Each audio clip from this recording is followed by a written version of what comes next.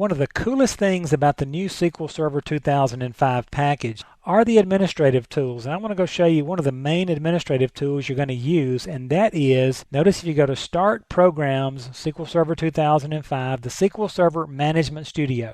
Now, talk about not being Kansas anymore. This is definitely not Query Analyzer or Enterprise Manager anymore. What I want to do here is give you a quick little tour through this and just kind of let you get a feel for how this thing is laid out and how it works. Obviously, it's going to ask us, okay, what server do you want to connect to? Notice we can choose the server types we want to connect to, be it database engine, analysis services, reporting services, or so forth. I can also tell it which server. And this could be any number of SQL servers on my network. I'm going to choose my default instance right now, and I can tell it what type of authentication I want to use to connect to that particular server. So I click Connect. It's going to connect me to my default instance, and notice what it did. Now yours may come up a little different. I have customized mine.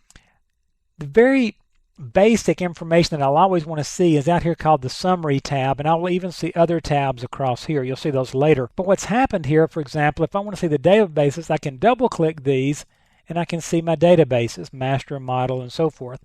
Now, how do I get back up to where I was? Notice up here, this is just like using Windows Explorer. I can simply continue to move up. This will gray out once I'm at the top level. Now, if you'll notice on the left side of the screen and on the right side of the screen, there are some tabs. These say Template Explorer and Solution Explorer. Notice this one says Toolbox Registered Servers. Well, if I mouse over Registered Servers, it flies out, and I can see the servers that are registered. Now, the reason I brought this out is I want to show you, again, they borrowed this from Visual Studio, and it's designed to give you maximum screen real estate to be able to work, but still be able to see everything you need. By mousing over and causing this to come out, I can see what I need, and when I mouse away from it, it goes away again. But I can choose, let me get the same one, Registered Servers, the little push pin here that says Auto Hide. If I click that and make it vertical, this is now locked in place. Notice it takes up this area of the screen, and it's made this area smaller, but I have a definite one-to-one relationship between them, and I can move back and forth. Now, I can also do one other thing.